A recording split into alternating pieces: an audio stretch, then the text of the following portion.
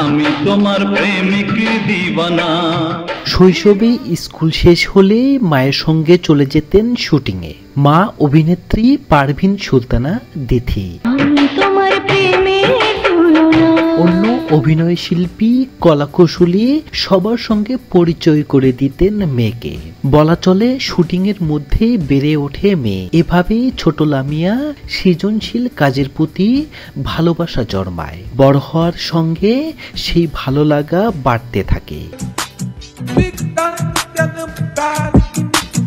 একসময় অভিনেত্রী মাকে বলেন ভালো লাগার কথা, কিন্তু দিথি চাইতেন না মেয়ে মিডিয়ায় আসুক,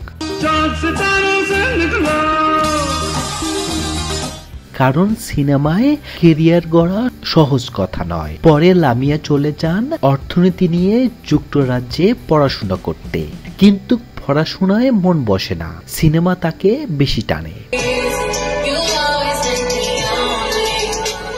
লামিয়া চৌধুরী বলেন, যুক্তরাজ্যে গিয়ে মাকে বলি চলচ্চিত্র পরিচালনা ভালো লাগে। আমার ফিল্ম নিয়ে আগ্রহের কথা শুনে মা সেবার বলেন, তুমি কতটা সিরিয়াস আগে দেখাও, তারপরে ভাবা যাবে।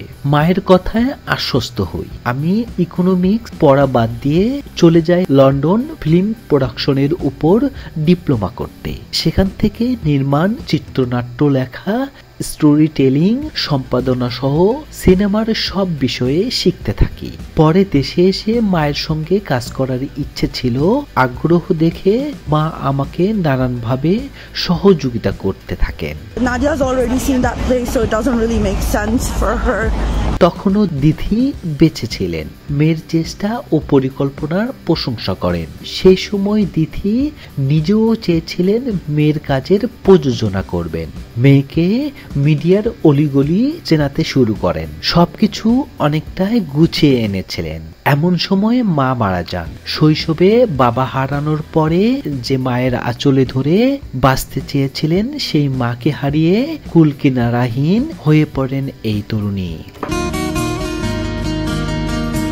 বরপদ্মা কাঁপাতে রূপালী জগতে নাম লেখাতে চলছেন প্রয়াত তারকা দম্পতি সোহেল চৌধুরী ও পারভিন সুলতানা দিথির মেয়ে লামিয়া চৌধুরী। এই তথ্য নিশ্চিত করেছেন লামিয়া চৌধুরী নিজেই। ফেসবুকে স্ট্যাটাসের মাধ্যমে জানিয়েছেন, খুব শীঘ্রই একটি সিনেমার কাজ হাতে নেবেন দিথির কন্যা।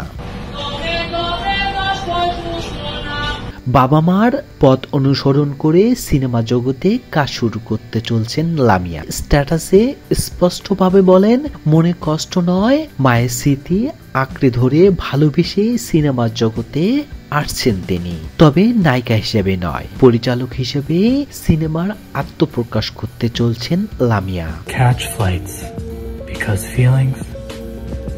এ বিষয়ে বিস্তারিত কোনো তথ্য এখনো বলতে চাইছেন না দিথির বড় মেয়ে। সব সময় হলে খুব শীঘ্রই বিস্তারিত জানাবেন। ততক্ষণ পর্যন্ত সবার কাছে দোয়া চেয়েছেন লামিয়া।